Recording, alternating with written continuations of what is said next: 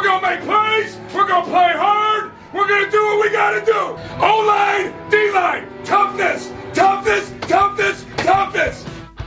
Hey, Buckeye Nation. Welcome to the Buckeye Cast, your only commercial-free Ohio State football podcast. These guys were born and bred in the Buckeye State, and they like to talk Buckeye football and drink bourbon. Subscribe and leave a review wherever you get your podcast. Now, pour a drink and pull up a stool. Here's your host, Joe Warwick. It's done! Anyway, what do you bastards got? All right, we got 2 shows tonight. Hope you guys are ready. No, for real. Two-timer. Sweet. What's up, folks? We're going to hit you twice tonight. Must be nice coming twice. Cold as ice. We're going to do a little defense too deep tonight.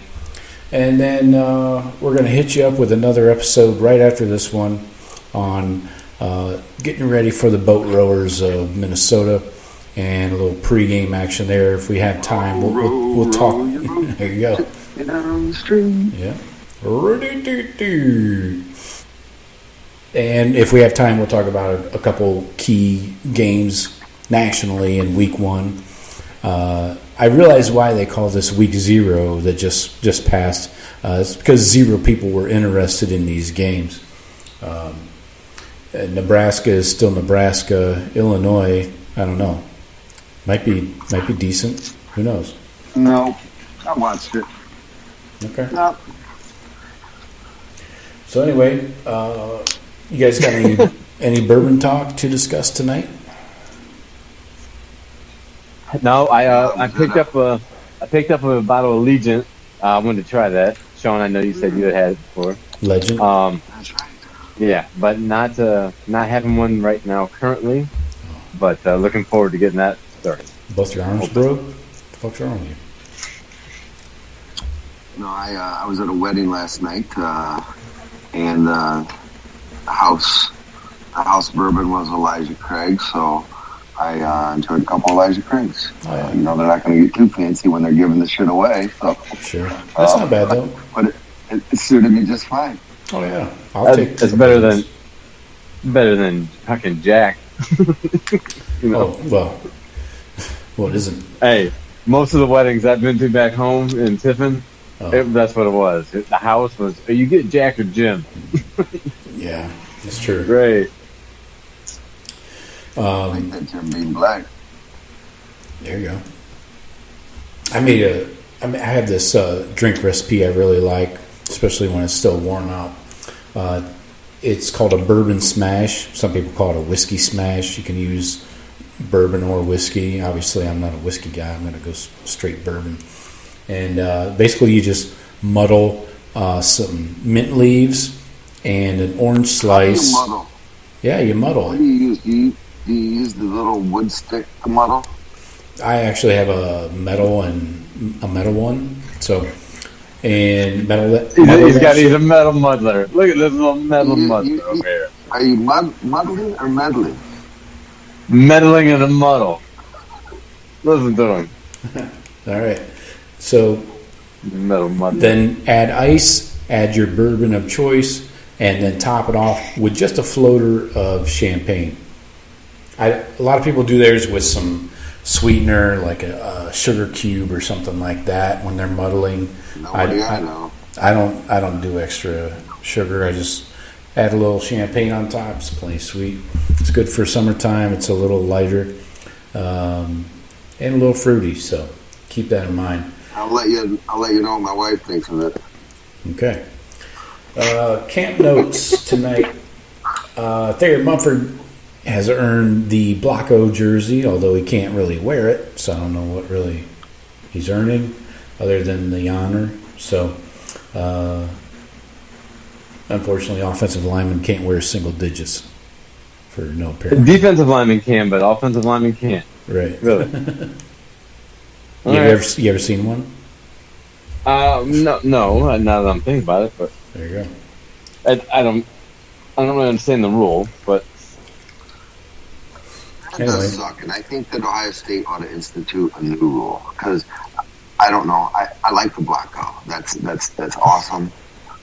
Coop had it. Coop was the only one to have it, right? This is the second year up. Yeah, right. So, but I want to see it, and I like it. So maybe to avoid this type of thing happening again, we go with block O on offense and a block O on defense. That way, at least someone's got it out there on the field. In some years, you could have two guys. You could have a receiver, or whatever. It won't always be a lineman, I wouldn't think. I don't know. I don't know why we have to listen to these random rules. I know. I'm sure there was a good reason for that at some point. Back in the 50s? But I don't think you're going to mistake Mumford for a wideout. No, I don't think so either. Or even a tight end for that matter. So, yeah, anyways, it's nice that he gets the honor and everything. And anyway, that's all I really had from the remainder of camp, and now we're getting into to game week. But first, we gotta get into this defensive two deep, and this is just our opinions. So if we're wrong, I don't care. This is an opinion-based show, so this is who I want at my two deep.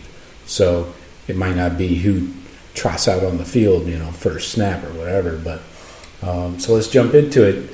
Shawn, what do you think? Who do you got starting at your first defensive end position? At my first defensive end, let me just preface this. So I thought last week's show we were going to do defensive depth chart. I got that wrong in my head. So I wrote down my whole thing. There it is.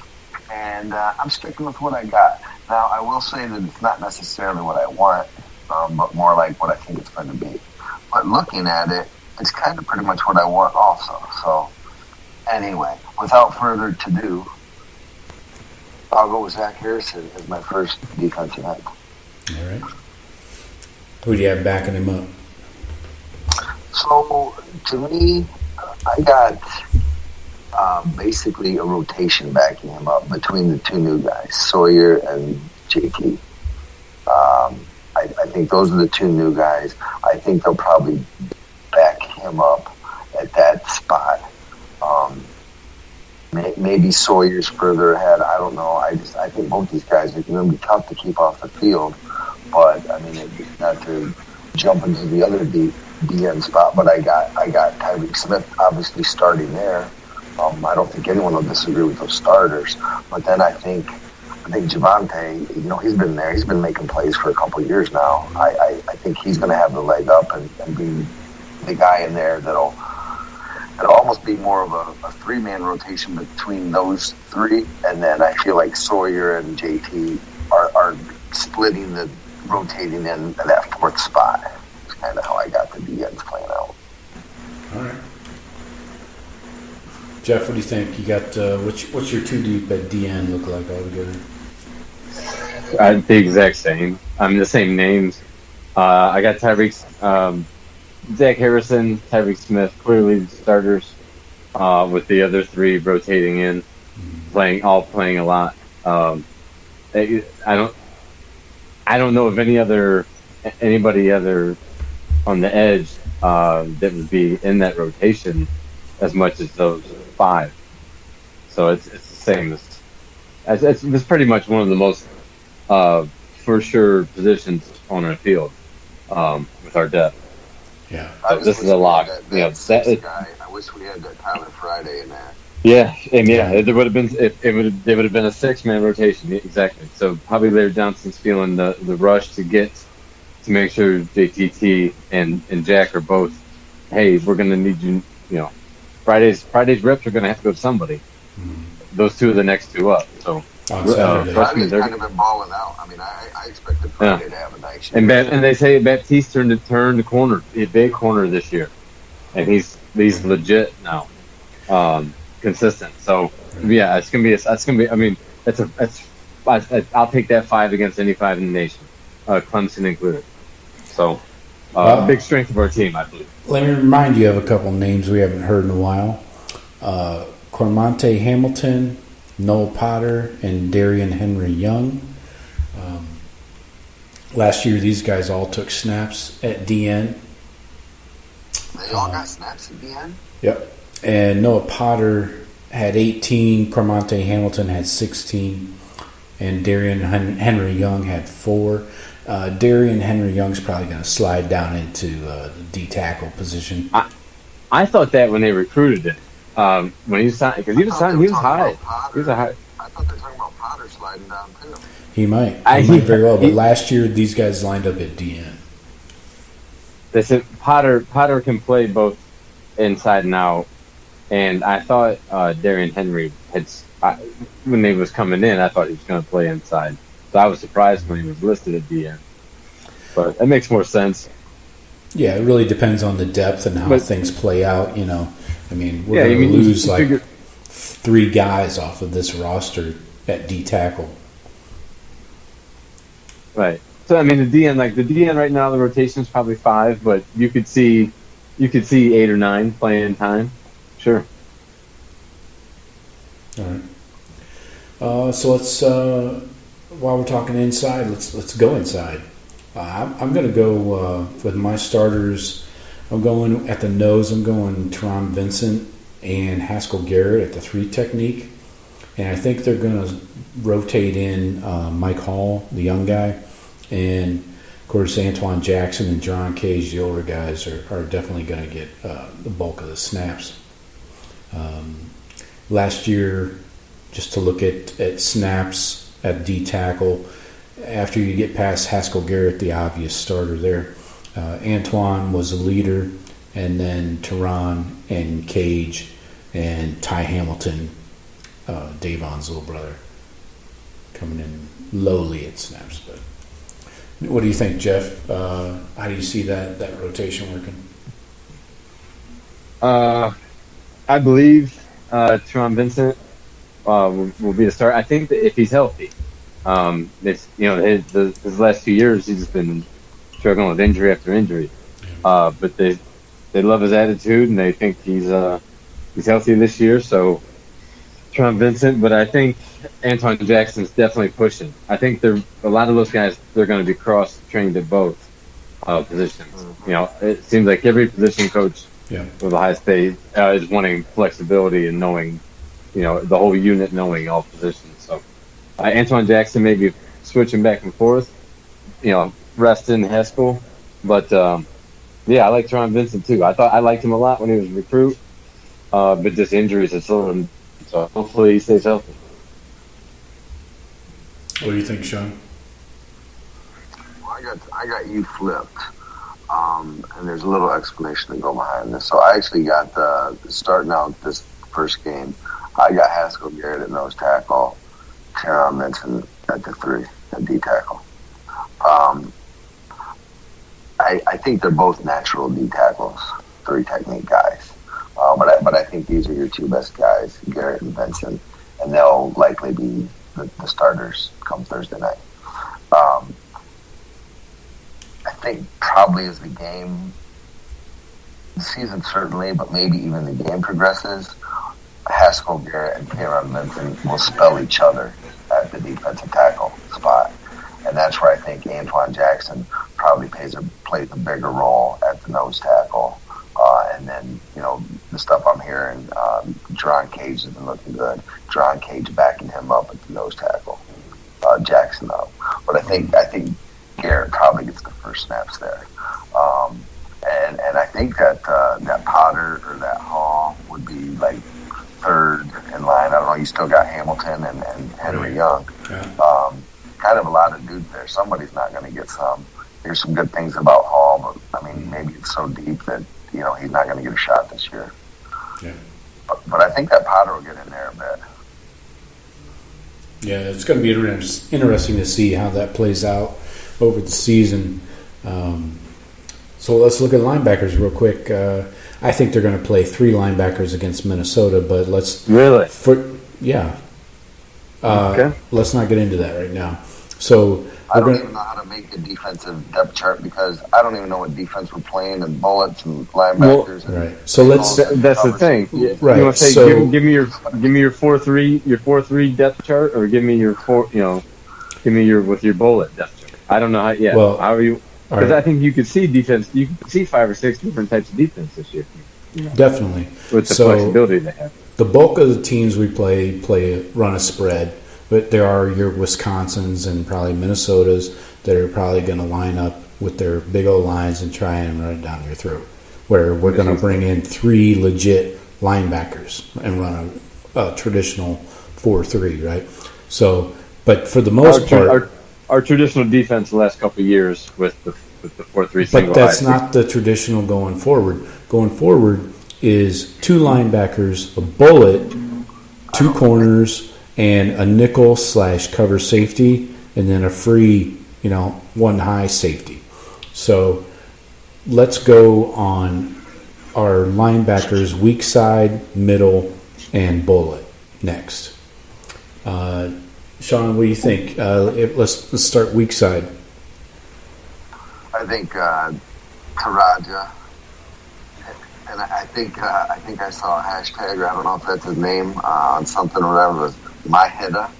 That was pretty, pretty cool. That's I his think dad. Terajda His dad said earning captain status. I watched that one interview. I watched him with all the linebackers, and I got to tell you, man, I like that group. Just the way they present themselves and the way they talk, and I like that group. And I especially like Terajda. So I think he's going to be a staple and a leader on that defense. So to me, without a doubt, it's really the one I feel more comfortable with that one than any of the other ones. I agree with you there. I'm going to back him up though with Tommy Eichenberg. I think he's going to be number 2 behind Terajda. Jeff, what do you think? I'm going Terajda Mitchell. On weak side, for sure. He's definitely earned it. You want the middle too? You want my middle linebacker? No, we're going just weak side. Who do you think's back? This weak side? Yeah. Terajda. Well, that'll kind of give away who I think's starting in the middle. Lead right in. So I think they'll end up backing up with Kayvon Pope. Oh, Pope, huh? Okay. That's what I got too, Jeff. That's interesting. I think Pope backs him up. I know. I mean, you hear so many good things about Eichel. You hear so many good things about all those guys. I just think it's tough. But I think his backup will be an or. It'll be so and so or so and so. Kayvon Pope or Eichenberg, yes. possibly. Pope's another guy in that kind of mold of Crowley this year. We haven't heard anything about. Like, is he just another guy? I haven't heard anything about Kayvon Pope. Right. Yeah, that's the one guy you haven't heard about. So we'll see. That's usually not a great sign. Definitely. Because you hear glowing reports about a lot of dudes. Like a lot of dudes are getting us super excited. Right. Because they're big time names and stuff. But yeah, he has not been one. Yeah. So moving to the middle, I got Cody Simon. He has been a little dinged in camp, but who isn't? Seems like everybody's been a little dinged up. And behind him, I'm going Dallas Gant. I realize Dallas Gant is the older of the two, been around a lot longer, but he's actually been out since spring, really, into fall camp. He just got back into practice just a couple weeks ago. So that's why I'm going Cody Simon. I've got the exact same thing. Cody Simon and Dallas Gant, and from what I saw in the interview, what I see, the size of that kid, what I hear from others, the strength, the speed, or whatever, I think Cody Simon is our next guy that's like world-class linebacker. I think Terajda Mitchell's going to be, all-American level. I think Cody Simon's going to be all-world level by the time he leaves Ohio State. Yeah, he gets those A.J. Hawk comparisons often. Yeah. What do you think, Joe? Yes, I had Cody Simon as starting Mike, with Dallas Gant backing him up. Hopefully, if Dallas Gant didn't have the injury history that he's had, he would be the starter right now. I think talent-wise, he's good enough to be the starter, but he can't be. He's not dependent upon him. He's not available, and sometimes that's the best So the best ability is availability. So, and he can't stay healthy. So if he's healthy, he'll play a lot though. So definitely, it'll play him a lot. Should be hitting on special teams. It seems to me like Eichenberg. I guess I know they want flexibility in the linebackers being able to move around between the two of them, really. But Eichenberg, I always thought would go better as a middle linebacker as well. I'm with you, Jeff. I thought, So I don't know if Gant is strictly middle, and if he's can he move enough to play weak side? I don't know. So I mean, we have no idea how much they're working each side. Well, this is just our opinion, from afar. So I think Cody Simon and Terajda Mitchell have earned, and those are two linebackers I want to see on the field when we're in a traditional two. Yeah, we're still waiting on fucking a decision on Natiote from USC, the transfer, and Reed Carrico's another name that can be considered in there. I don't know if I'd put him in the too deep just yet, but I got my boy Steele Chambers sneaking in there. I hear nice things about Steele. Yeah. I think if we were running last year's defense, it would be Terajda, Cody Simon, and Dallas Gant. It'd be those three guys on the field. Shawn, I would put him in the mix for a starting position had he not flipped positions to running back. I think if he were still coming in as a linebacker and staying with linebacker to this point, I think I'd have him in the mix. Oh, I think he'd definitely be in the mix. Yeah.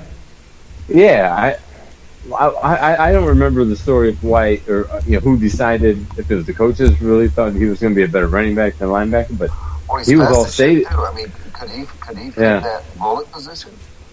Yeah, I guess. Yeah, I don't know his exact size. He's like 230, 220. So if he's fast enough, yeah.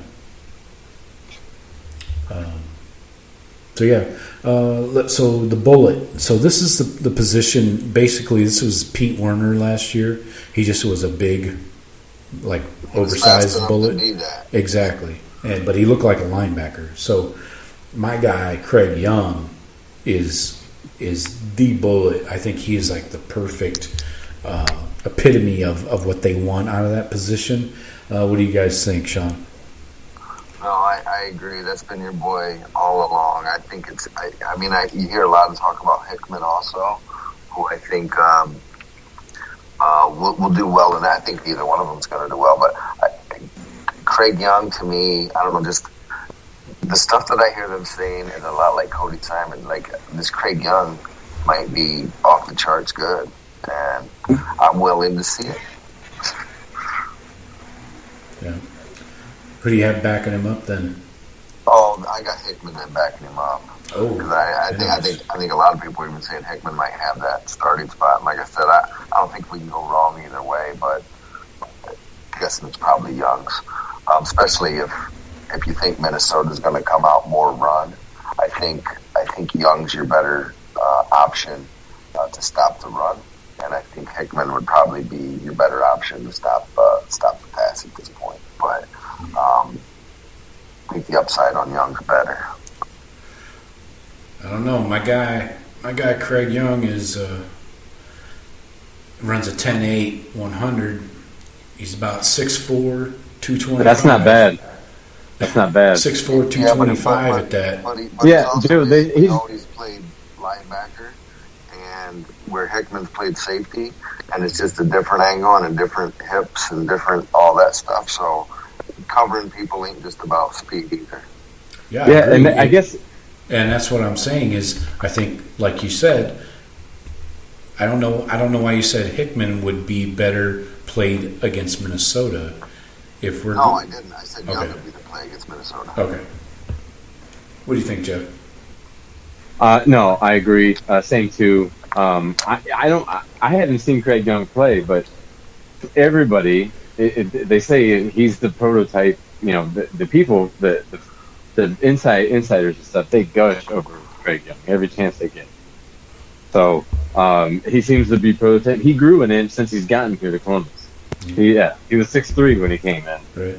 They were saying the other day, and he's up to 6'4" now. So 6'4", 222, something like that. You ain't got to lie, Craig. I mean, on defense, I got to think Cody Simon and Craig Young are the two most bragged about guys. Yeah. I mean, Well, let me finish my 2D at the bullet with the most talked about guy, the hardest worker on the team, confirmed by the trainers, my guy, Kourt Williams. Kourt with a K. I got him backing up Craig Young at the bullet. This guy, did you see his interview? This guy has like Raekwon McMillan written all over him, man. This guy is just level-headed, smart, and I just feel like he's just dying to get on the field. No love for Kourt. No, I mean, I have no idea. We're not totally up to date on his health, and where he's at as far as recovery and how ready he is. He's good to play to go. At 100%. He's cleared. He's 100%. Yeah. I haven't heard a ton about him. Okay. Well, that's different than the last thing I had probably a week ago. So, I mean, we haven't seen him. We haven't seen him on the field. I mean, the way they talk about him, I definitely want to see him. If Brian Day is bringing his name out like the first week of camp, and then all the way through, he always mentions Kourt. Yeah, I'd like to see him on the field, but I didn't think he was healthy. I heard a guy at one podcast say he opening game in Minnesota, he had Hickman and Young. He said, but for the Big Ten championship game starting, he would have Kourt Williams starting by then.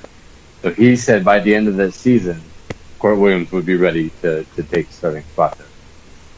So he had it played out like Craig, Young's ahead right now, but Kourt, once he's ready, will be, the end all be all of that position. But they say Craig Young's the prototype. He's the size, the athletic ability, everything that they want for that position. So we'll see what this defense, the scheme does for that type of player. It's exciting, something new. It's the only thing really, it's something new to watch on defense. The only thing is, I feel like we've been talking about the bullet position for like 3 to 4 years, and we don't ever run it. So I know we're talking about this year. I know that people watch practice say that we're running that, but until I see the shit on a football field, I don't even know what it is. You got to have a guy that makes the play. If you have a fucking Tyrann Mathieu, then you're like, oh, yeah, look at this scheme. How does something nobody's ever? Does he line up to wear a strong side linebacker? Think of like Darren Lee, just a walkout linebacker. Yeah. Yeah, but in a lot of cases, it could look like just a regular 4-3 strong side linebacker. But you're playing more to the formation, so say 2 receivers to the wide side, you now have a walkout bullet plus you 2 defensive backs on receiver. So let's get to the corners here. Yeah. Go ahead, Jeff. I'll let you lead this one off. Well, I heard just today that Cam Brown is 100% and healthy. So I am going to say Cam Brown will take back his starting position that he lost due to injury, and join Sevyn Banks, starting corner. They said he ran a 4.37 in fall camp. Yeah, that's not bad either. I'd say that's back. Is that back? Yeah, I ripped my Achilles. Now I'm faster, Jack. I'm a huge Cam Brown fan. Been rooting for him. I'm amazed that his recovery is at the point it is right now.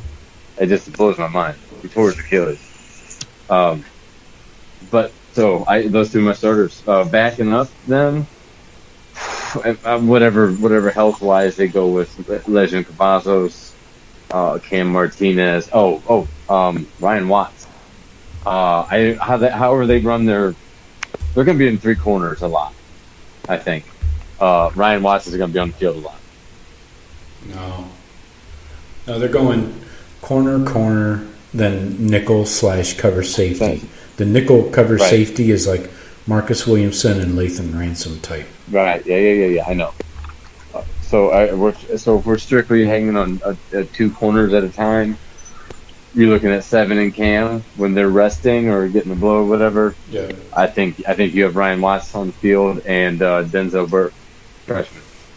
Those are the names that I've been hearing the most about, and really talking glowingly about. Mm-hmm. What do you think, Shawn? You got that same rotation? Well, I certainly got Banks and Brown. They seem like the two guys that are going to be out there. I'm with you on Watts. Probably third guy in there, however they do that.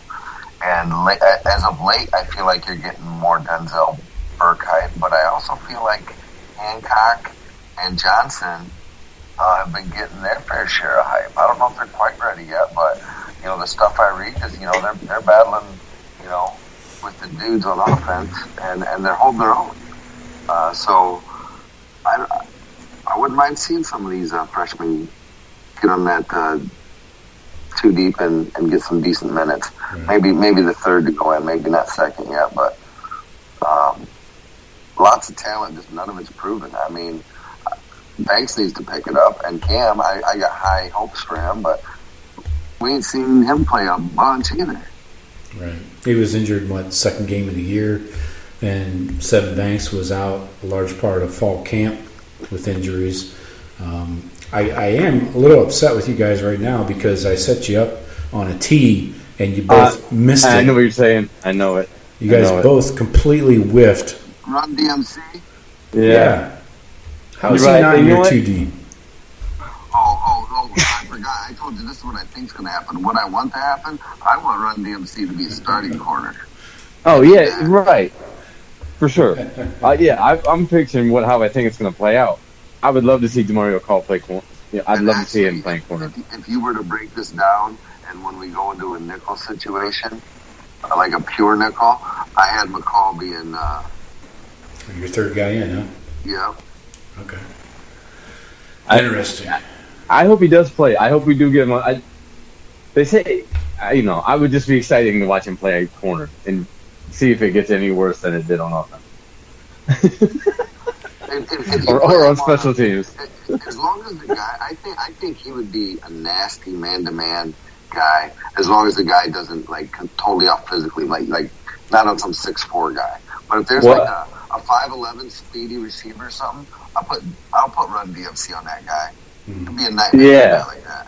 Well, they said the one day he had a hard time with practice. Marvin Harrison got him twice in the red zone, over the top, Moss. Don't put him on that guy. Do not put him on that guy. Yeah, it's like a 6-8 difference. Yeah, with ball skills, and experience, and you're So first year playing college receiver? Yeah, my first year playing college DB. Here we go. So to finish my point on the corners, I'm going Sevyn, Cam, Denzel, and Watts for my rotation of 4. Yeah. And that's before garbage time. Garbage time, empty the bench. Anyways, so we got 2 safety spots. And you're going to need more. Yeah. We got 2 safety spots, and there's a lot of guys in this mix. So we got the nickel / cover safety, which will basically be the guy covering the slot receiver. Okay, and then you got the free safety, which will be your deep man. Josh Proctor is who I got. I guess Bryson Shaw is going to be backing him up. Not sure how great I feel about that. And then at my nickel / cover safety, I'm going Ransom. I'm really impressed with what he showed last year, especially against Clemson. And then Marcus Williamson. I think Ransom gets the start over Williamson. What do you think, Shawn? Let's see. Other guys you can throw into that mix are Cam Martinez. He's also... Well, that's actually, looking at my sheet that I did last week, I've actually got Williamson getting that start. And not only that, but I got Martinez coming in. Okay. I didn't put Ransom on here. Sorry, I just got to go with what's on the paper, man. I don't know. I know they're talking about this Ransom some lately. I've always been a big Cam Martinez fan. I think that kid brings it. But I got kind of a crush on that Cam Martinez. I always wanted him to do well. Marcus, I don't even love Marcus Williamson that much, but the guy's been there. I think he'll get the start. Could be Ransom that comes in after him or Martinez. But I think Williamson just, what is he, a fifth-year senior? I think he's getting the start. Yeah, right. Jeff, what do you got? Marcus Williamson came in was it 8 in 17? Yeah, 17 class. Yeah. Right. Okay. I don't think Brian Day's playing favorites with the older guys. I think Lathan Ransom is the answer with Proctor. I mean, that seems to be a pretty much no-brainer. So Marcus Williamson in the rotation, sure. But yeah, Cam Martinez and Bryce Shaw. I'm not. That's it. I mean, there's nobody else is going to be released in the field. I don't think, outside of those names. Yeah. I can't picture anybody unless there's some crazy. You got a bunch of freshmen down there that haven't even been talked about, like Kalen Johnson and Andre Turrentine and shit. Yeah, and those guys. I mean, you're gonna see you probably see some of those names on special teams if they're really workers and stuff, But we're not gonna be in the play in like 4 different safeties, or four deep on the cover safety. Yeah. I don't think we're gonna get to that point. I mean, except when it's third teams on third teams late in games or whatever. All right. Yeah, that's what I got. We're pretty much all agreeing on the guys. We might have a few more snaps than the others. Right. Yeah, so it'll be interesting to see, especially when we get into garbage time with a full season, a regular, 12-game season, regular season, and plus playoff games. How many guys get snaps and who really gets those snaps late in the season. And of course, injuries are always going to play a part. So we'll see how that plays out. A few of these guys on our deep are going to go down at some point or be next up and not play. Yeah, most of these guys that we've talked about today are going to get serious playing time. Yeah. All right, boys. Great show. We'll be hitting you up next. Please stay tuned. Come back. We got another episode coming right after this one.